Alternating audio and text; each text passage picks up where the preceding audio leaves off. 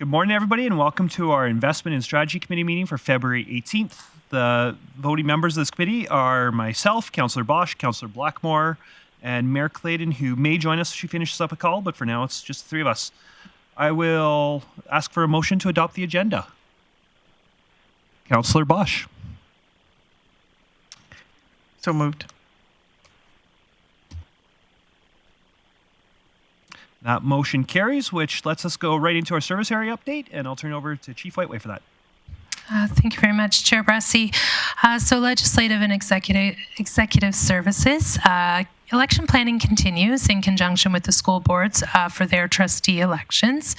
And the department has been working with GIS to add the recently released municipal census data to the city's website. Corporate communications and marketing, various announcements issued over the last 2 weeks, including the 2025 municipal census results, snow clearing, roadworks, and traffic updates, as well as how to prescribe to the Get Active program. Staff from both the city and county communication teams also participated in the first of 2 training exercises for GPrep communication planning. And lastly, Invest Grande Prairie. The team attended the Tourism Industry Association of Alberta conference, gaining insights into tourism opportunities, making valuable connections, and exploring strategies to support tourism-driven economic growth. In early February, Invest Grande Prairie joined Grande Prairie Regional Tourism's open house, which was well attended and a successful event. And this week kicks off Growing the North, a 3-day event welcoming visitors to our region with sessions on innovation, industry trends, economic policy, and regional development. And finally, the city did approve 7 new business licenses in February. 4 of these are home-based and 3 are commercial. And that does conclude my update today. Thank you. Thank you. Does anybody have any questions? I'm not seeing any, so then I'll hand it right back to you to introduce our Rural Renewal Stream report. Thank you very much, Chair Bressy. And I will ask Director Tarrant to come forward.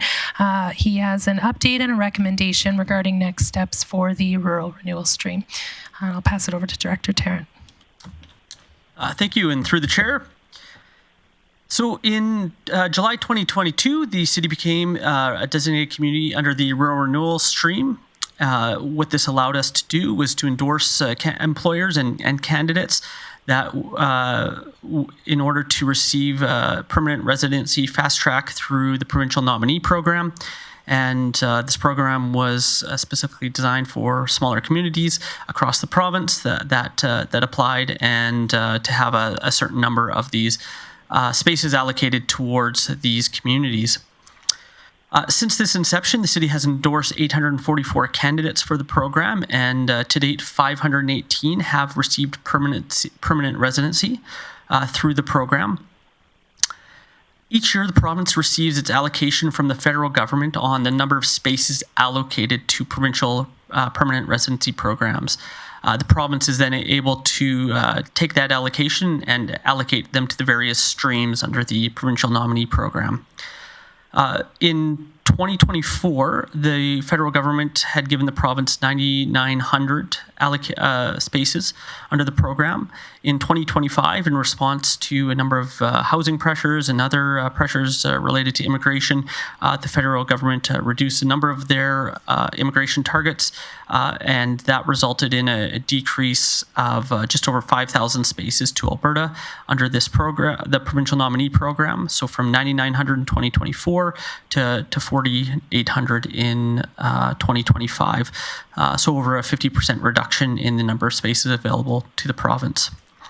So of those spaces, the province does allocate them to the various streams. Rural Renewal is one of those streams. Last year, about 18% of those spaces, total spaces, went to Rural Renewal. If that percentage is maintained, if they continue to keep Rural Renewal at 18%, which is a big if, which I'll get there in a second, that would mean that there would be a maximum of 878 spaces available across the province for the program.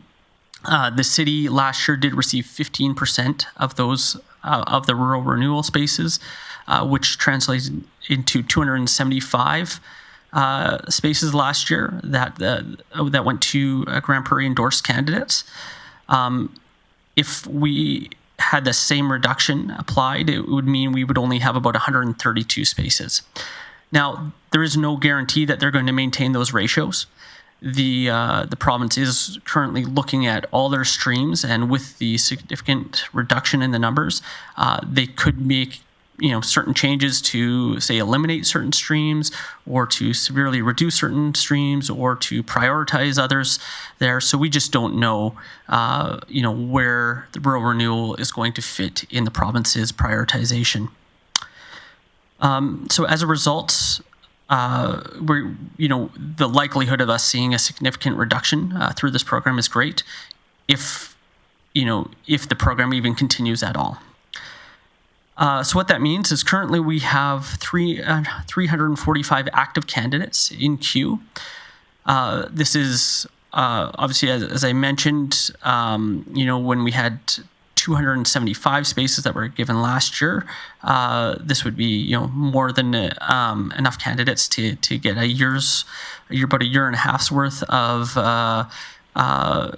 candidates through the queue at that allocation. However, with it being significantly reduced, if we do move to only 132 spaces, if that's what it ends up working out to be, we have enough candidates in the queue to basically provide enough spaces for 2.5 years worth there, which is becoming concerning. So in response to these significant reductions in the number of spaces allocated, many communities across the province are pausing. So far, through our scan, we determined there's been 13 that have paused. And just of note, of those 13, a significant number of them are the highest users of the program. So you have Grande Prairie is the highest, but next to us is Fort McMurray. They've paused. Whitecourt has paused. Innisfail. So there's a number of one. Like if you look at the list of the top 10 in the province, most of the more significant ones have already paused. And with this news just being very recent, many are in the same process as we are, as many councils are contemplating pauses to the program as well. To that end, it is recommended that committee does recommend council pause acceptance of new rural renewal applications as of February 25th. What this would allow is a little bit more time for some of that queue that we already have in process to continue being processed. It would enable us to find out what the province is going to allocate to the rural renewal stream. They haven't given us any timeline of when that's going to be. It could be a month, 2 months, 3 months. We just have no idea. They're not being very tight-lipped. I don't think they even know. So we're still waiting for that information. So a pause would help us to assess that. In that time, if council does approve a pause, we would be really evaluating the longer-term metrics of the program. We do collect survey information on a regular basis from employers and employees that have gone through the program, and so we'll be able to provide a better analysis of what some of the outcomes of the program have been. And we'll be able to present that to council. And our next recommendation was that we come back in Q2 of this year with a more detailed report looking at some of the metrics of the program, because ultimately council will need to decide whether we want to continue with the program past our July 6th contract end date. That's when our designation ends, is July 6th of this year. And so there will have to be a decision made whether we want to extend that designation at all. But right now, we just don't feel we have the information available to us to provide a good recommendation there. And so we're suggesting that a pause would be in order, allow us time to assess, find out what the province is going to do, and then we would go forward from there. Just one final note, there is a risk if we do continue without pausing that we are going to be giving false hope to employers and to potential candidates, right? Knowing that there is a significant backlog, knowing that there's a significant reduction in spaces, we would essentially be giving false hope. and it might deter candidates from pursuing other streams that might be more viable for them, because the provincial nominee program is just one area they could go. There's lots of other federal programs that may be, although everything's being curtailed, there might be something that'd be more advantageous to them. And so knowing that what we know about the space allocations, it's our recommendation that a pause happen as of February 25th, and that we come back in Q2 with a report outlining metrics for the program to give a recommendation for continuance at a later date. Excellent. Councillor Bosch is first up with a question. Thank you, Chair Bressie. You maybe said this and I missed it, but out of those 345 active cases, is that employers qualified or is that candidates qualified? Candidates. That's candidates solely. And how many businesses do you have qualified for this program? Yeah, thank you. 1,055. Okay. And I have a second question. Out of the 518 that have been put through this program, do we track if these 518 people or the amount of these people, are they staying in our community or are they coming in through this door, so it is, and moving elsewhere once they're here? Yeah, thank you. Through the chair, so that is one of the things we're assessing right now. So the province, unfortunately, does not provide us any information in terms of where candidates, that have received their permanent residence, where they end up, moving. Once they have their permanent residency, they have the same, labor mobility rights, as Canadians, and are able to, work, across the nation, right? So we don't have that information. What we do have, though, is we've been doing surveys that get provided to employees and employers at regular intervals. And so we get that information back. We find out how many people are still in the program. So what we've assessed so far, now, recognizing that we only have started applications in July 2022, so we just have 2.5 years of data. So we're just starting to get to the point where some of those permanent residents are have reached the time where they're getting the permanent residency. But the data that we have so far right now is that about within 18 to 24 months of receiving their endorsement, about 80% of endorsed candidates were still employed with their employer. Now, a significant proportion of them are still waiting, right, to find out about their permanent residency. So what we're more interested in is once they receive their permanent residence, how many of them are staying in the community, and that's something we're just beginning to assess. And we can only do it on a limited matter because we've been finding that candidates, when they receive their surveys, once they've got their permanent residence, they don't need to fill out the surveys anymore. And so, we have a very, very extremely low response rate there.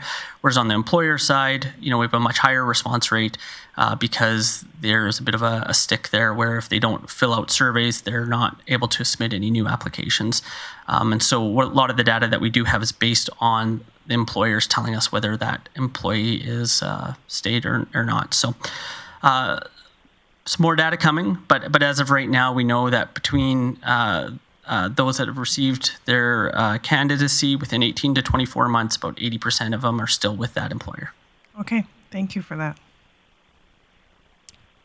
I'm not seeing anybody else with questions. So, Councillor Bosch, we do have some business here. Would you be willing to do it? I sure can. I'll move that committee recommend council pause the acceptance of rural renewal stream applications as of February 25th, 2025, and 2, direct administration to bring back a report in Q2 2025 on the status of the rural renewal stream, identifying opportunities and challenges for the continuation of this program. The program. Certainly in order. Any questions or debate? Not seeing any. I'll call that to question.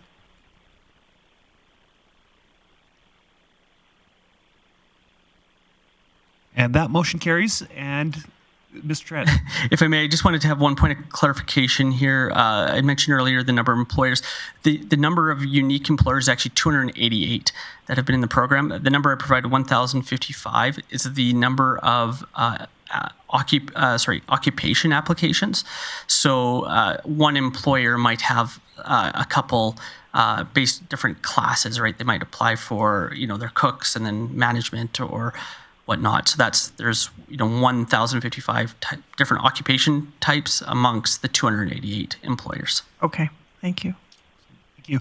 Well, thank you for the report. And I know that this program's been a tremendous amount of work, and it's incredible to me how many people we went through that. I know how many random emails were associated with that and some of the headaches that were involved with this. So thank you very much for the work for everybody that was involved in this. We sure appreciate it.